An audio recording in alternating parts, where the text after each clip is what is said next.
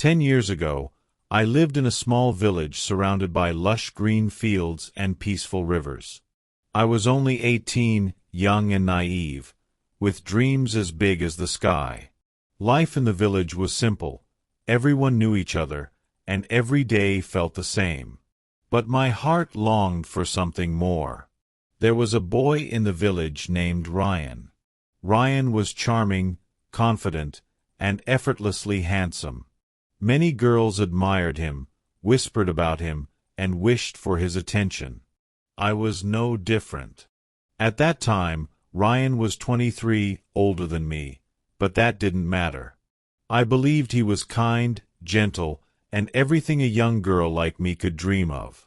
But people often warned me about him. Ryan is not a good boy. Stay away from him, my mother warned. He is nothing but trouble, my aunt would say. But their words fell on deaf ears. My heart refused to listen.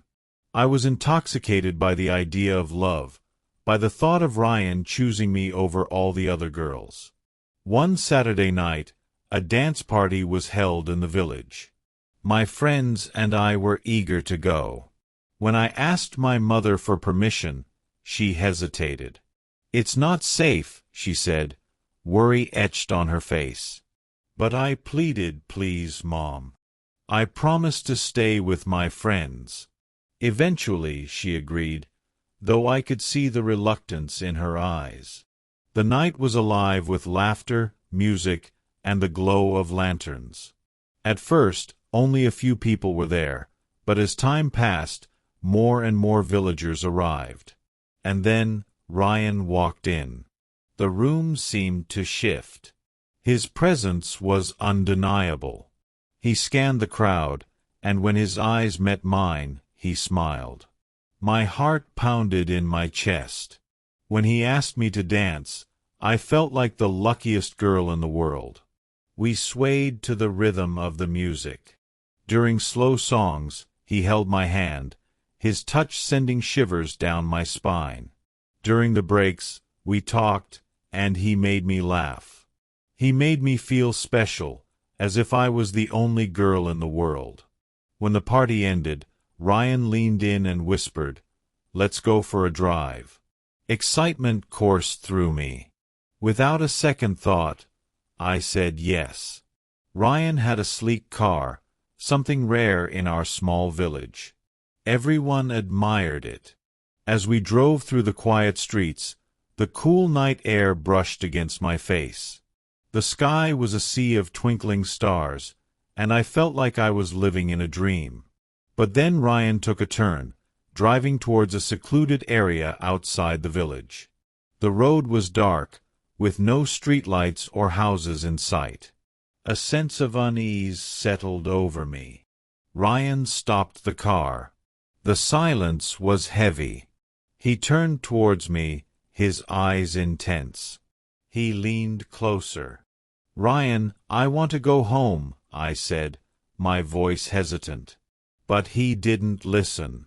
He grabbed my hand, his touch no longer gentle. "Stop, Ryan," I shouted, pushing him away. His expression darkened. "You're boring," he spat, his voice laced with irritation. Then, without a moment's hesitation, he opened the car door and shoved me out. I landed on the hard ground, my breath knocked out of me. The night was cold, and fear gripped my heart. My house was far, but I had no choice. I walked, my feet aching with every step. By the time I reached home, my shoes were ruined, my body exhausted, and my heart shattered. I collapsed onto my bed and cried until the sun rose. The next morning, I told my friends what had happened. Their reaction stunned me. "Ryan is always like this," one of them said. "He did the same to us." "Why didn't you warn me?" I asked, my voice filled with disbelief. "Everyone knows," another replied. "We thought you knew too." That night changed me. It broke something inside me, but it also made me stronger. I vowed never to let myself be fooled again. 2 years later, I left the village and moved to the city. I worked hard, built a life for myself, and found happiness on my own terms. Now, I am 28. I am happily married, waiting for the arrival of my first child. My husband, Ethan, is kind and patient, everything Ryan never was. My friends tell me that Ryan's life is not the same. He drinks too much. His marriages have failed. He is a shadow of the confident boy I once adored. I feel no resentment, only relief. Life had led me to where I was meant to be. When I was 20 and living in the city, I found work at a small bookstore. Every morning, I walked to work, enjoying the scent of books and the quiet joy of helping customers. One rainy afternoon, I was caught without an umbrella. I stood under a tree, waiting for the rain to pass. That's when I saw him, a tall man with kind eyes, holding a big red umbrella. "Do you need some help?" he asked, his voice warm and gentle. I looked up at him, hesitated for a moment, then nodded. "Yes, thank you." He walked with me to the bookstore. His name was Ethan. He worked in an office nearby. Before leaving, he smiled and asked, "Can I see you again?" I hesitated but found myself smiling. Maybe.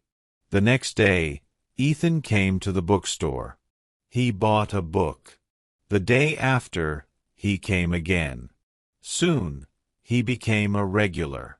We talked about books, movies, and dreams. He made me laugh. Slowly, I began to like him. One day he asked, "Would you like to go for coffee?" I said yes.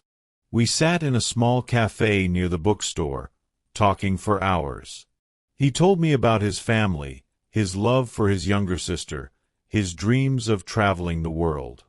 I told him about my own life, about my past, and my hopes for the future. We started meeting more often. Love, real love, bloomed between us. Years passed, and now, at 30, I am married to Ethan. We live in a cozy house with a beautiful garden. Sometimes, when it rains, we take out our red umbrella and walk together, just like that first day. Life is unpredictable. Sometimes, painful experiences lead us to where we truly belong. A small moment, like sharing an umbrella, can change everything.